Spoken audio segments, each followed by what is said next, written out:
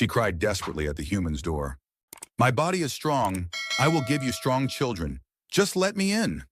Tarnus V was a forgotten moon orbiting a dying trade planet. Its streets were narrow, damp, and layered with grime. Old power lines buzzed above the alleys like insects, the air thick with chemical mist. The slums here didn't rise, they sank. The deeper you went, the cheaper life got.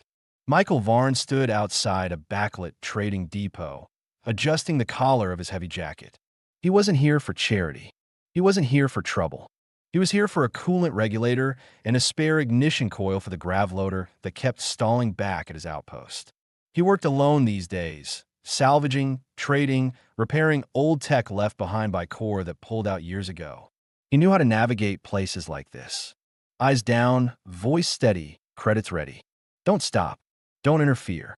And yet, something made him stop. It wasn't the noise. Tarnus V always had noise. It wasn't the cage either. He'd seen cages before. He hated them, but they were a fact here. Slavers, flesh brokers, caste auctioneers, they worked in the cracks of dead cities. What made him stop was the silence. Inside the cage sat a woman with violet skin and waist-length white hair, crouched in the corner like she was trying to disappear into herself. A child no older than 5 sat between her knees, too still, too quiet. His eyes weren't wide with curiosity. They were locked in a state of alertness, a kind of quiet panic learned too young. Michael paused.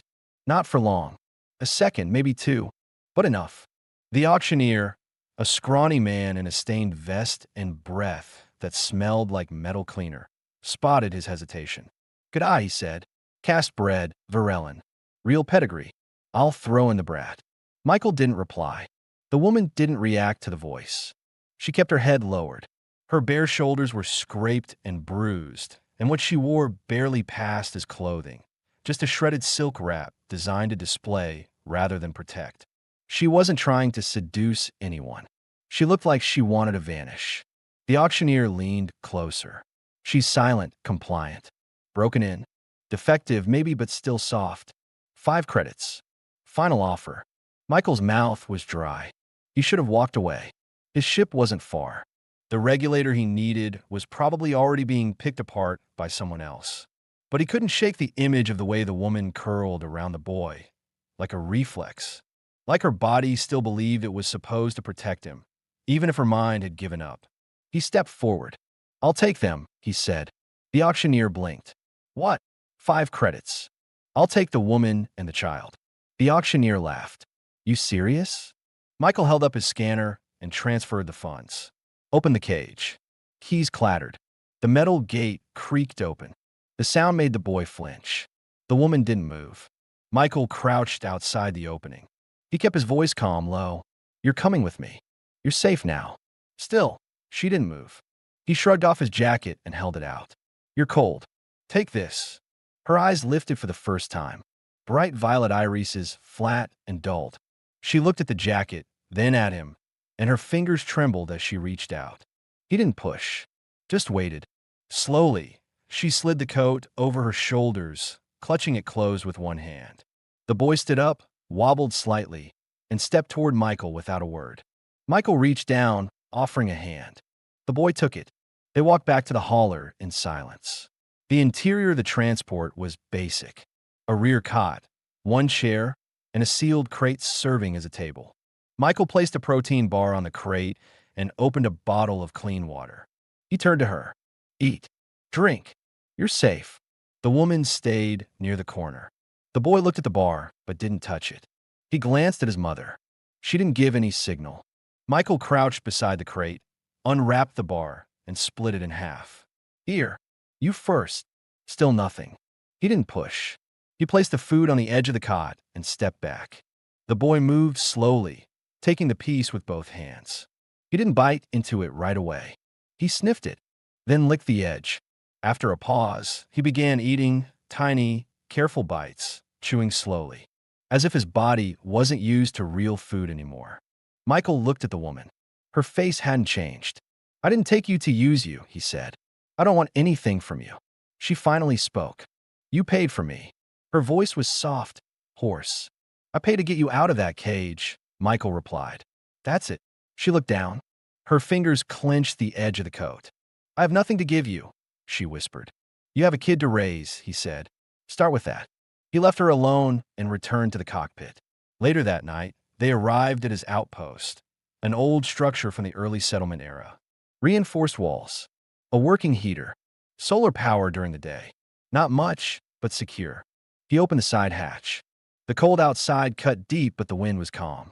The boy hesitated before stepping out. Michael picked him up without asking. He didn't resist. The woman followed, still silent, still holding the coat tight. Her bare feet left prints in the dust. Inside, the warmth was immediate. A stove hummed in the corner. Michael pointed to the rear room. Clean bedding.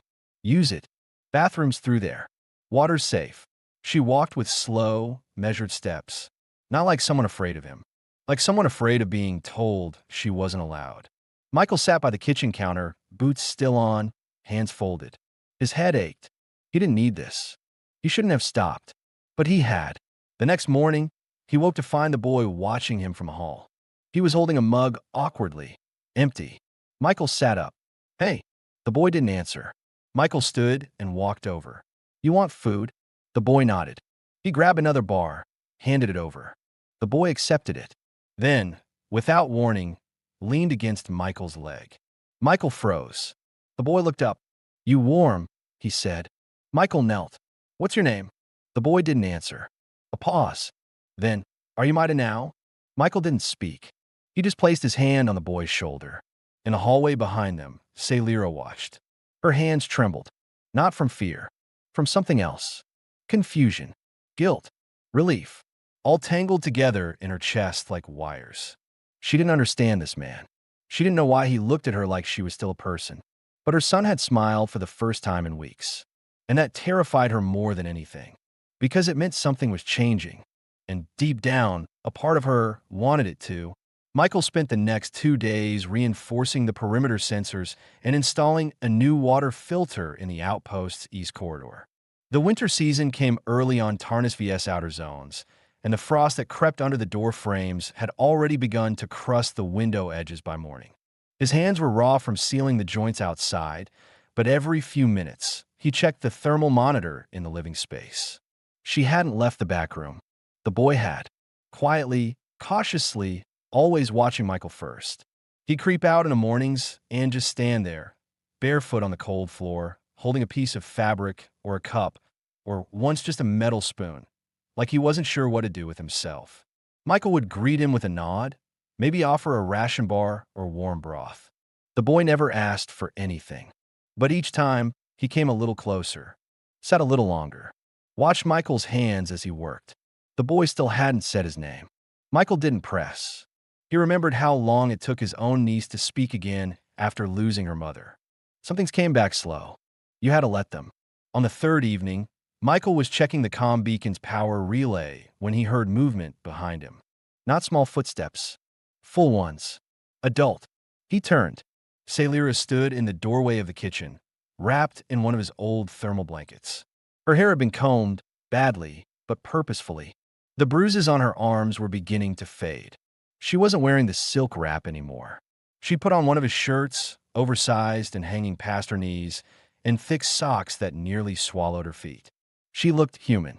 Not because of the clothes, but because of how she stood, upright, alert, eyes scanning the room like she was trying to relearn how it all worked. She didn't speak at first. Neither did he. Finally, her voice, still rough, but clearer than before. Is it really safe here? Michael wiped his hands on a rag. Safer than anywhere else on this moon. She nodded once. The boy. Nah, that's his name. Michael looked toward the cot in the corner. The child was asleep, curled up, arms around a pillow. He's quiet. He was born that way, she said. Even before the program. He never cried much. Learn not to. He listens too closely. Feels too much. Michael leaned against the counter. And you? Celira hesitated. Her fingers clenched the blanket around her tighter. I wasn't always like this. I had a family. Sisters. A bonded mate.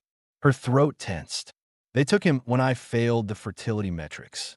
They took the first child because she was female. That disqualified me from the breeding tier.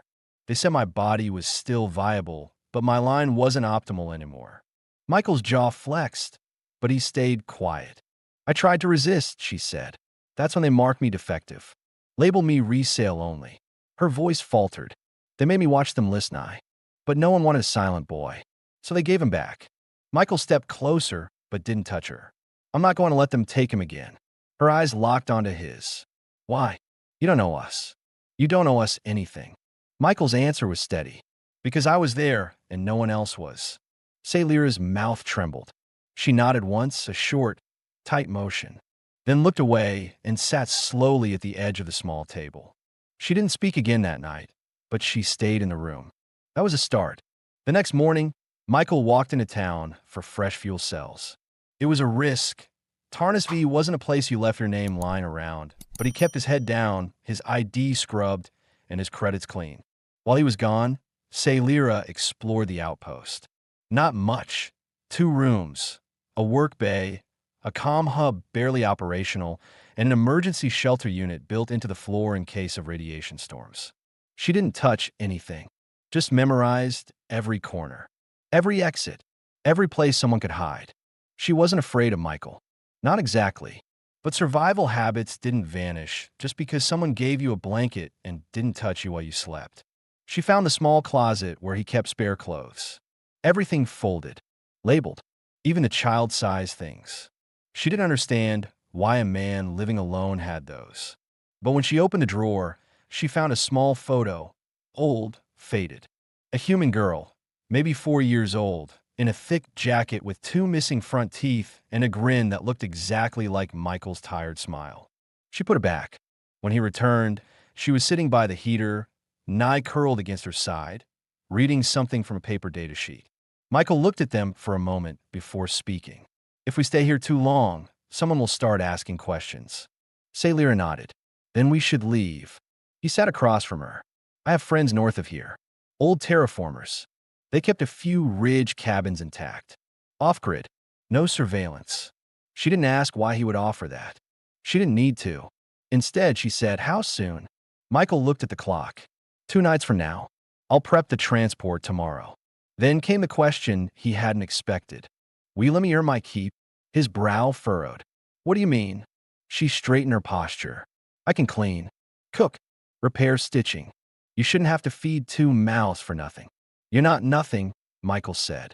I need to do something. He nodded slowly. All right. That night, she cooked a meal.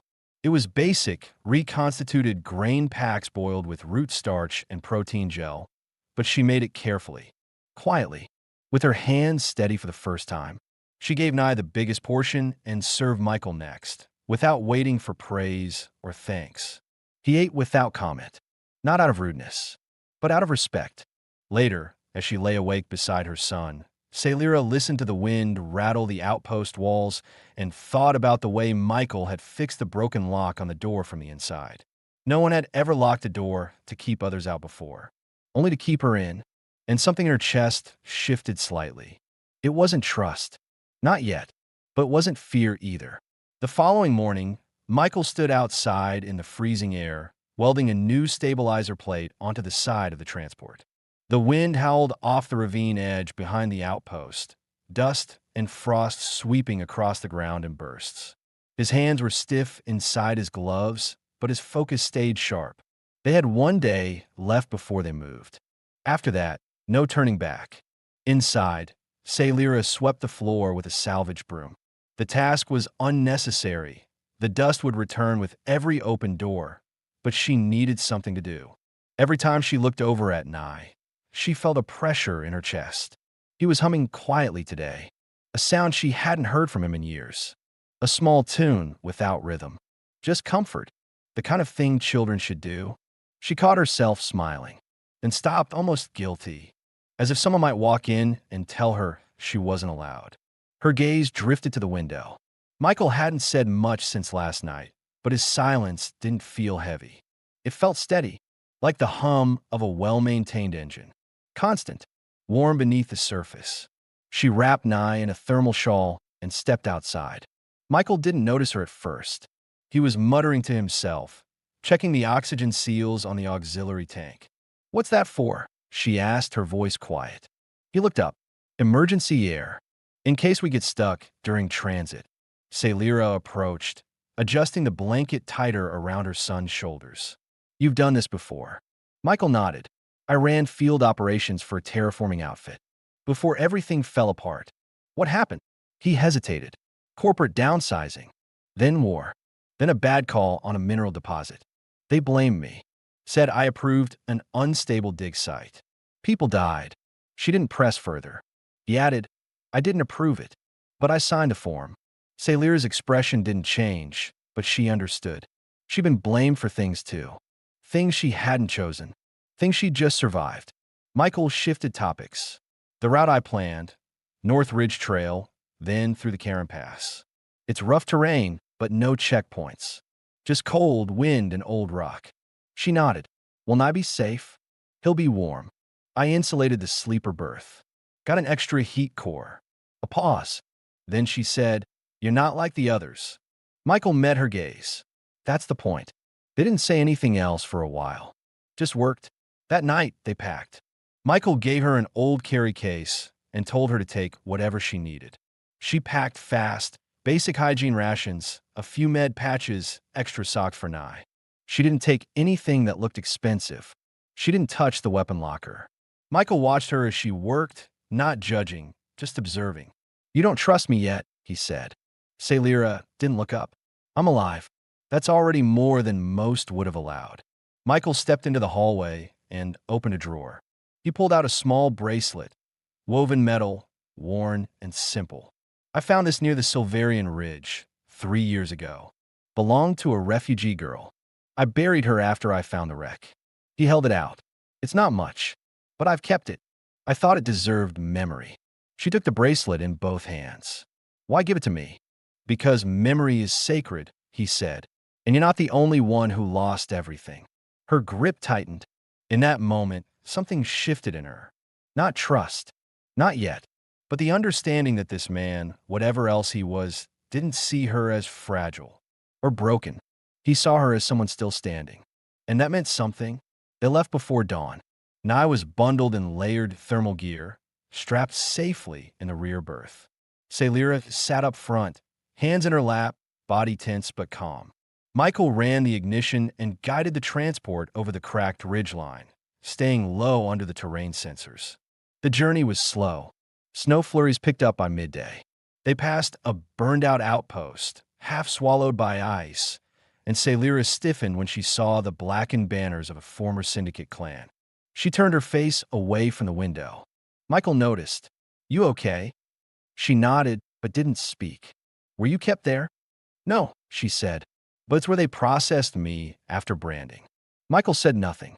He adjusted their heading, veering off the main trail and taking the longer path around the basin. 3 hours later, they stopped at an abandoned relay station near the Karen Rise.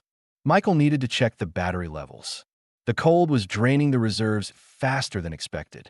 Celira stayed inside with Nye. He'd fallen asleep again, curled against her side.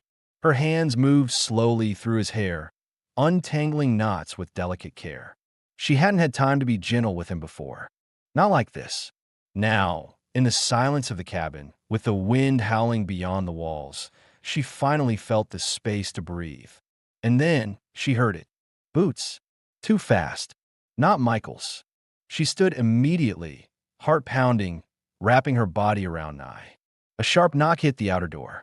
Michael burst in a second later, face tight. "Don't move." She froze. He crouched by the panel and slid open a floor plate. A shelter cavity, deep, dark, padded with thermal lining. "Get in. Stay quiet." She obeyed without a word, curled up with Nye in the narrow space. He closed the panel. The knock came again.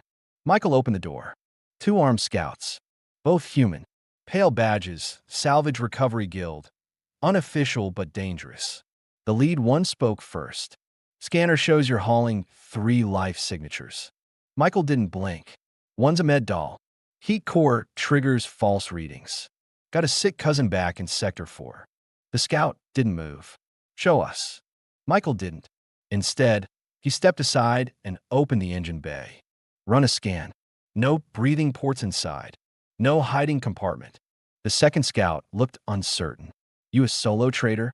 Michael pulled out a marked salvage badge. Independent contract. You can verify me on Havenport logs. It was a bluff, but they didn't call it. After 3 tense minutes, the men left. Michael waited another 5 before opening the panel. Salira was drenched in sweat despite the cold. I hadn't made a sound. She didn't speak until they were back on the move. Then, quietly, "You lied for us." Michael stared ahead at the snow-covered trail. "I didn't lie. I chose." She watched him for a long time. Her voice was quieter now. "You could have given us up." "I told you," he said. "I'm not like the others." She turned away, back to her son. But the words stayed with her. Later, as Nye drifted to sleep again in her arms, he whispered without opening his eyes, "Mama, will he still stay?" She held him tighter. "I think he already has," she answered. By the 4th day, the landscape had shifted from jagged rocks and ash snow flats to the steep, forested ridges north of the Karen Divide. Here, the wind cut through trees like broken glass, but there were fewer eyes, fewer scanners, fewer names on the wind. Michael brought the transport to a halt outside a long-abandoned terraforming cabin nestled beneath the slope of a frost-blasted hill. Snow clung to its roof in thick layers, the doorway partially frozen shut. He pried it open with a crowbar, checked the interior, and nodded. "It's intact. Solar still's cracked, but the heat core is solid. We can stay here a while." Salira stepped out slowly, Nye wrapped in her arms. He blinked against the cold and clung to her tighter. His cheeks were flushed, but he didn't cry. She looked at the cabin's empty windows. "No surveillance? No grid," Michael said. This place was off-registry, even during terraforming years. They used it as a remote calibration outpost. No trackers, no identifiers. Just rock, snow, and silence. They entered together. The cabin smelled of dust and old coolant. Everything inside had a layer of frost. Michael started the heat core manually, sparks flying as the thermal regulator kicked in. The hum of warmth began to build. Salira carried Nye to the small cot in the back room and laid him down. He didn't sleep, just curled under the blanket, eyes half closed. She returned to the main space, watching Michael as he unpacked supplies. "Is this what you did before?" she asked. He looked up. "What do you mean?" "Fix things. Hide in old places. Keep people alive." Michael closed the crate. "I used to keep systems alive. It's different." She walked over, stopped near the heater. "Not that different." For a long moment, he didn't respond. Then finally, he said, "I had a sister. Her daughter, my niece, was 10 when the war reached Tarsus, too. We tried to get her off-world, but they refused the clearance. Said her name wasn't on the survival manifest. My sister stayed behind. I got out. They didn't." Salira didn't speak. Michael's voice stayed even, but the wear in it was unmistakable. "I searched for months after the lines fell. Found a transport wreck near the northern shelf. Inside, I found the girl's coat. Nothing else. Just the coat." He looked down at his hands. "That's when I stopped signing contracts." Salira studied him carefully. "You've been carrying guilt. I've been carrying silence." She didn't press. She just nodded. "Now I understand." They settled into the cabin slowly, carefully, like survivors who had forgotten how to live. Michael repaired the broken insulation panels. Salira cleaned the living space, cooked ration meals, and began helping fix minor equipment. Her hands weren't strong, but they were precise. She could handle small repairs, recalibrate thermal strips, and sterilize the reused medkits. It was the first time she'd done something without being told, without fear. And Nye began to speak more. He asked questions, soft, hesitant things. "Is it always this cold? Why does fire make that sound? Do cabins breathe?"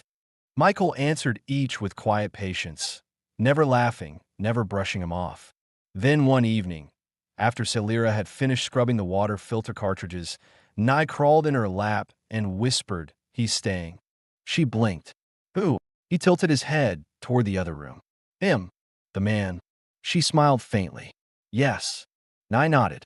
Then, as if remembering something important, he asked, "Can we keep him?" She laughed under her breath, sharp, quiet, real. I think he already chose us. That night, the wind picked up outside. Snow howled against the metal shutters, and the cabin creaked under the pressure of the storm.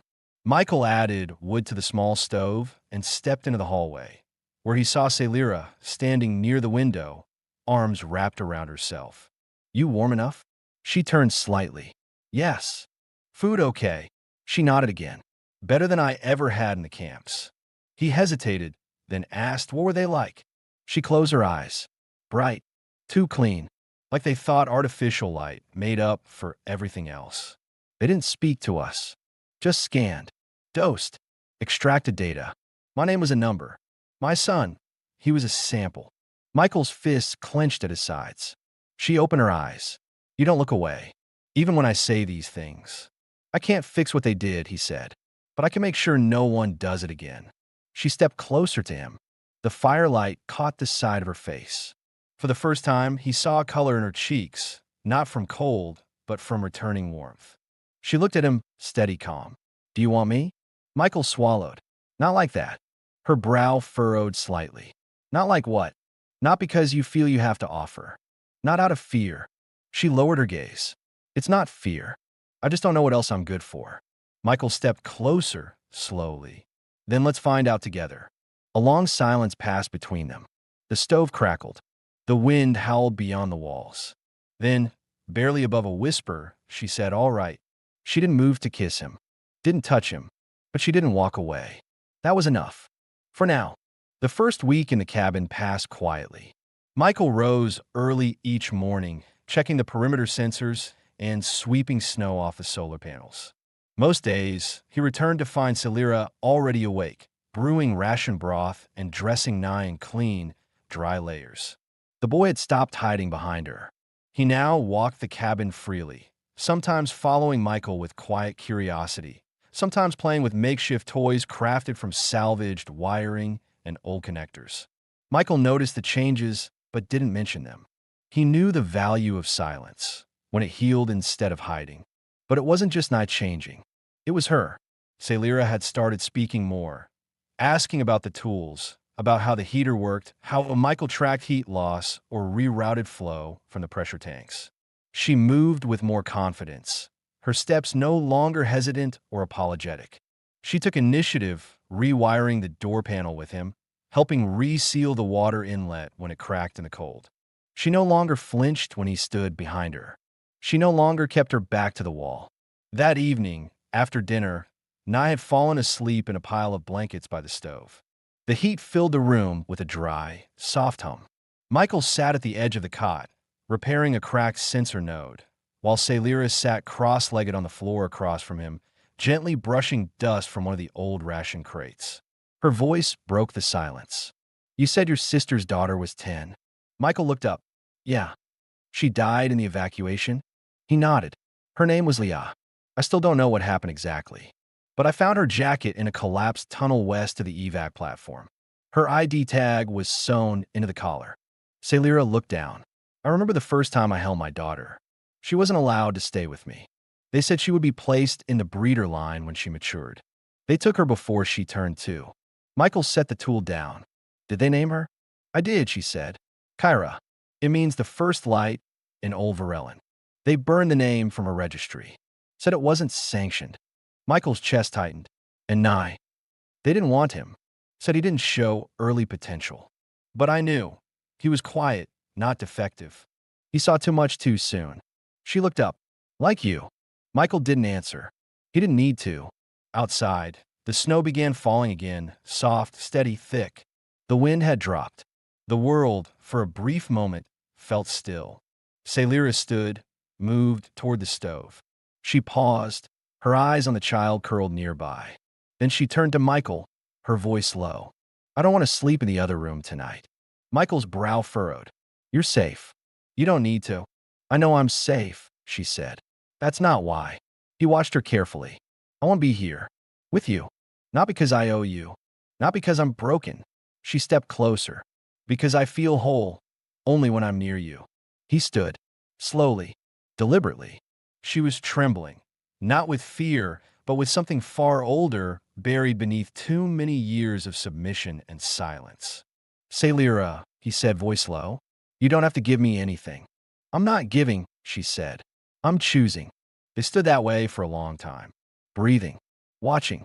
Then, without ceremony, she reached up and unfastened the clasp of the cabin shirt she wore. Her hands were steady. She pulled it from her shoulders and let it fall in the firelight. Michael stepped forward, not to claim her, but to meet her. His hands moved slowly, reverently, resting at her waist. He didn't pull, didn't push, just held her there, as if to make sure she felt the difference between being taken and being wanted. They lay together on the cot, moving in silence, breath folding into breath. Her body responded with urgency, yes, but also with trust, with intention. Every touch felt real, unhurried. She traced the scar on his brow, his shoulder, his chest. He touched the old branding on her back and kissed it gently. No shame, no pity, just acknowledgement. When it was over, she didn't pull away. She curled into his chest, one hand resting on his ribs, listening to the steady beat of a man who hadn't saved her out of mercy, but out of choice. Later that night, Nye stirred. He looked around the quiet room. The stove's red glow still lit the walls. He whispered toward the cot, not knowing if she'd hear. Mama, did he take you? There was a pause. Sailira's voice, soft but sure, came back through the dark. No, little one. I gave myself, and I was held, not hurt. And I didn't speak again. But before he drifted off, a smile touched his lips. For the first time, he didn't dream of cages. The snow continued for 3 more days, blanketing the ridge in silence. The wind dropped. The trees hung heavy with frost. Inside the cabin, warmth and routine settled in like breath, returning to lungs long deprived of air. Michael rose early to check the perimeter relays. Sailira brewed morning broth without prompting. Nye dressed himself, stumbling into the room with mismatched socks and sleep in his eyes, and then curled on the rug with a salvaged drawing tablet, tracing shaky shapes. There was still caution in their movements, but the fear was gone. Michael returned midday carrying a small package wrapped in cloth. He placed it on the table without comment. Sailira raised a brow. What is it? Food printer cartridges. Traded with an old contact up at Garen's Bluff. He unwrapped them, 2 nutrient packs and 1 rare flavor pack labeled citrus. Figured you'd want something other than starch and protein sludge. Sailira smiled. Not the cautious smile she wore when trying to seem agreeable. A real one, small, slow, but alive.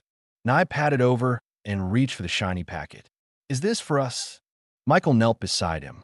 It's yours. All of it. The boy blinked. Even the sweet one. Especially that one. Nye hesitated, then whispered, thank you to... Michael froze. So did Sailira. He hadn't asked to be called that. Hadn't expected it. But the word hung in the air like it belonged. Michael placed a hand gently on Nye's shoulder. You're welcome, kiddo. Later that night, after Nye had gone to bed, Sailira stepped out onto the small porch. The stars were clear, cold and sharp over the frozen treetops. She leaned against the railing, arms wrapped around herself, not from cold but from quiet weight. Michael joined her a minute later, 2 mugs of hot broth in his hands. He handed her one. You okay? She took a slow sip. He's changing. You've changed him. Michael looked out over the ridge. He's changing himself. I'm just here. He called you to... Her voice was soft. He never even called me that for his real father. Michael didn't respond. Sailira continued. That's why they marked me. Because I got too attached. I asked questions. Named them. Cried when they took Kyra. They said I was forming illegal maternal bonds. That it affected genetic programming. Michael turned to her. What they did to you, what they called breeding, what they called science was slavery. She nodded. I know. He stepped closer. It's never going to happen again. I believe you, she said. Then added, because you never made me beg. She looked at him. You don't ask for anything. You don't take. You just stay. Michael's jaw flexed. I didn't save you because I wanted something back. I know. That's what makes it real. She set the mug down. Michael. He met her eyes. I want to be bonded to you. He blinked. What? Formally. Legally. On record. I want a name. Not as a gift. As a shield. He studied her face, tried to read if this was fear talking, or strategy, or something else. But it wasn't desperation in her eyes. It was calm. Earnestness. Determination. I know there's a clean colony out past Havenport, she continued. If we ever made it there, they'd process us as refugees. But it will be harder. Alone. Riskier. Paperwork like ours gets lost. Michael nodded slowly. Bonded partners have priority. And bonded children, she added. He took a deep breath. You're sure? Yes. She paused. But I want to say it. I want it to be my choice. Not yours. He stepped forward. Say it then. She looked up at him. I choose you. Not because you saved us. Not because I need protection. But because I want to build something that can't be taken. Michael reached out, placed a hand on her cheek. Then say my name. Michael Varn. Now say yours. Say Lyra Varn, she whispered. Then she smiled. Full, real, unguarded. It sounds right. He kissed her. Not out of hunger. Not out of gratitude. But as a promise. 2 days later, they packed what little they had and left the cabin. The route was longer, colder, and twice as dangerous, but they made it to Havenport's perimeter processing site without incident. A sterile facility on the edge of green zones. Real fields. Filtered skies. Children playing behind fences. Guards who didn't carry stun batons. They submitted their scans. Filed the emergency petition. The officer, a clean-cut woman in a crisp blue uniform, looked up from the forms. Your claim depends on bonded status. You've marked marital union. Is that correct? Michael nodded. It is. Lyra stood tall beside him, one hand on Nye's shoulder. I confirm it. The officer raised a scanner. Name for record? Lyra Varn, she said. The scanner blinked. Accepted. The woman handed over the ID bands. Welcome to Havenport. You'll be assigned transitional housing until evaluation clears.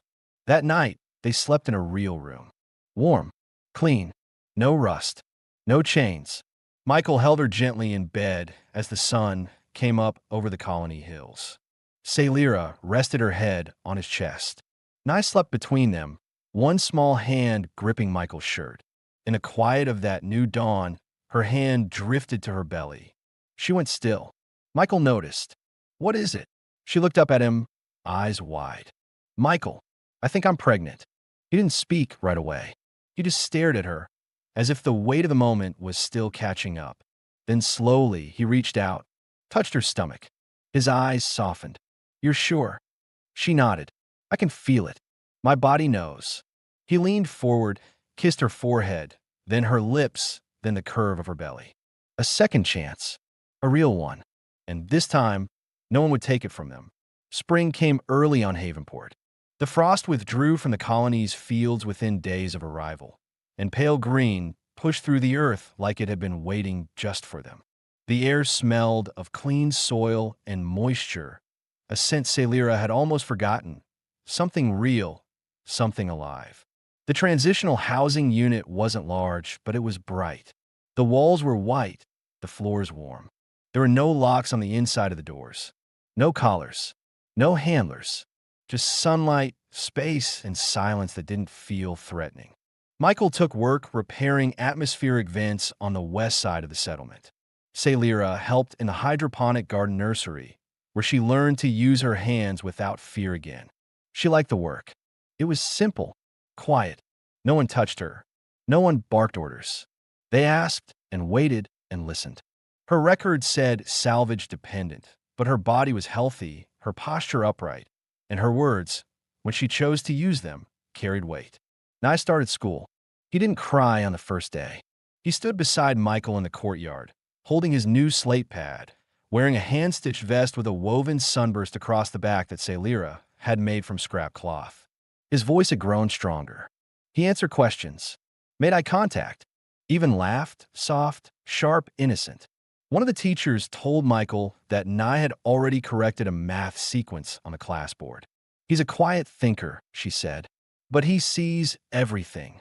That night, Michael came home with 2 folded paper forms and a borrowed tie.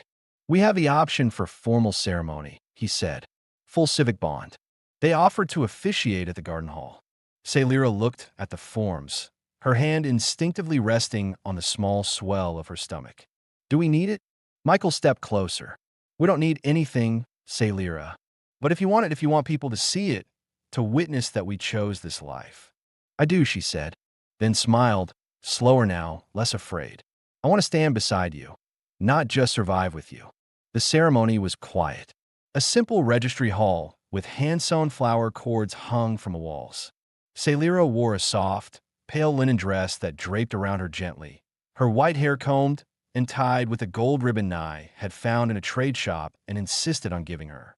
Michael wore his repaired jacket, cleaned and stitched at the shoulder, and boots that still bore the marks of slum dirt and snow from the ridge. The officiant entered, scanned their documents, and asked one question.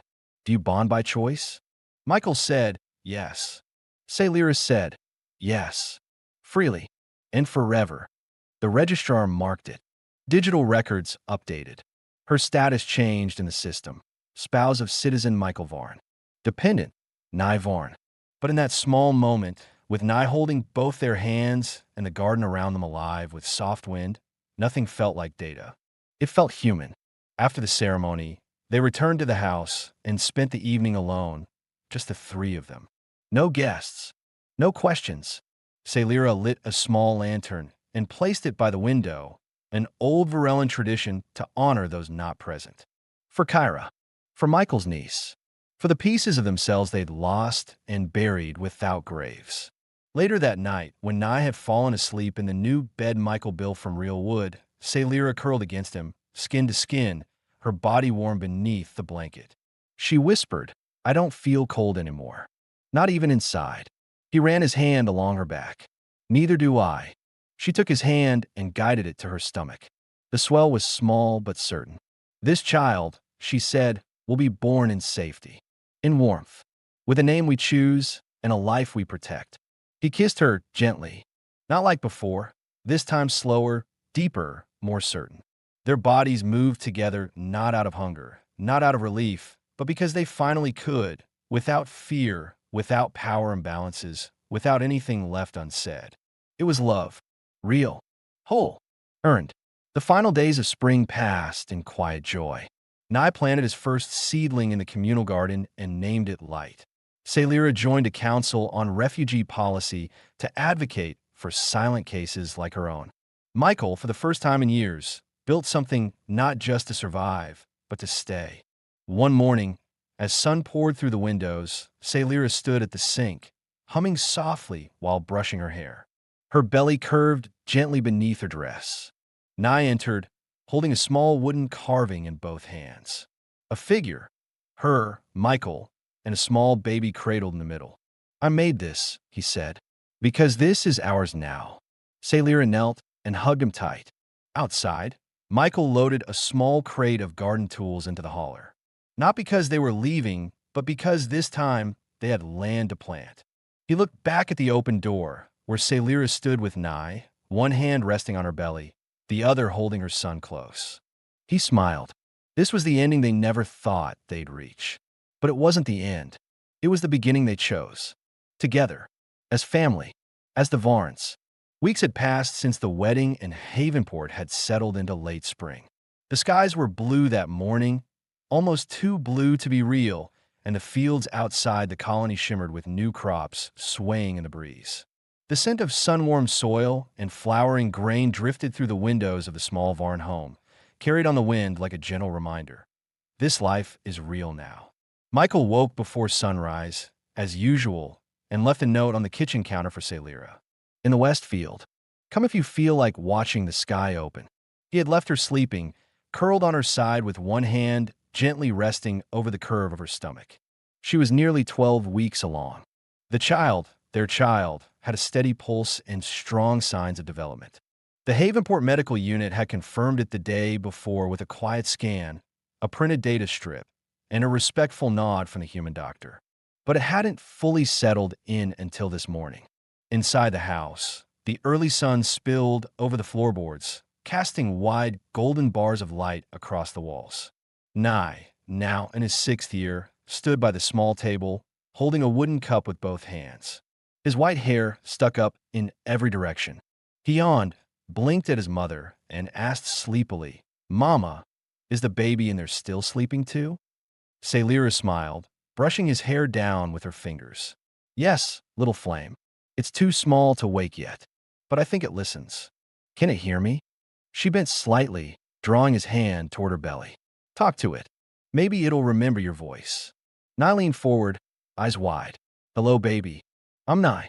You're inside, Mama, but it's okay. There's soup later. I'll show you which berries are the best, not the sour ones." He looked up at her, blinking. "Can I still be the big one, even if I'm little?" Celira crouched and hugged him close, her voice quiet. "You're already big in your heart. That's what matters."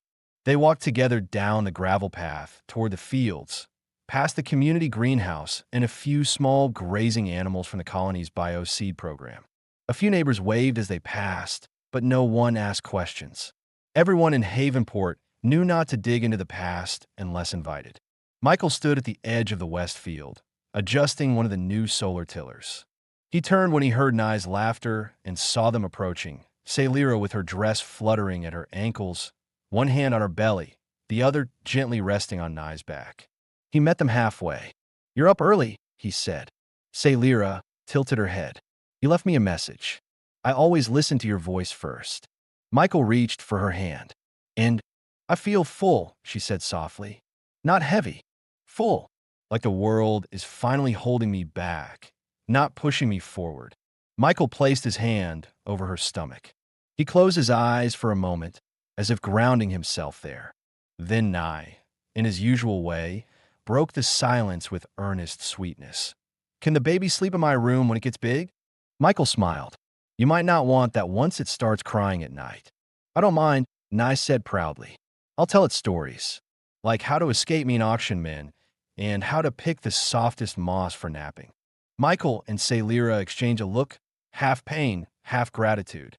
Nye's innocence had cracks, but somehow he still chose joy. Michael knelt beside him. "Hey, what if I build a bed right between your room and ours? That way you can both sneak in whenever you want." Nye's eyes lit up. "Yes, and we can draw stars on the ceiling. The glowing kind." "Deal," Michael said, offering his pinky. Nye hooked it with his own. As the wind picked up, Celira leaned into Michael's side and whispered, "She told me." Michael blinked. "Told you." She nodded, touching her belly. "It's a girl. I felt it this morning. I just knew." Michael didn't laugh. He believed her. And Nye, eavesdropping of course, gasped. "A baby sister?"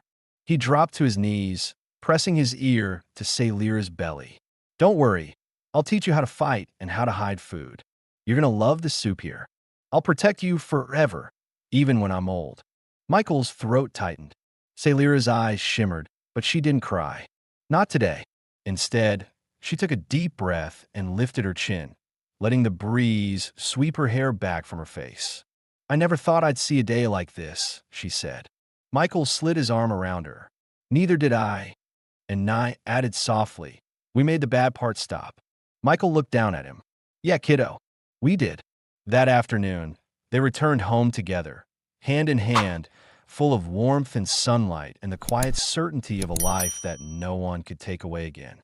And in the doorway, Celira paused, looked around at the small house, the field beyond, her child laughing beside the man she loved, and whispered not to Michael, not even to Nye, but to the new life inside her.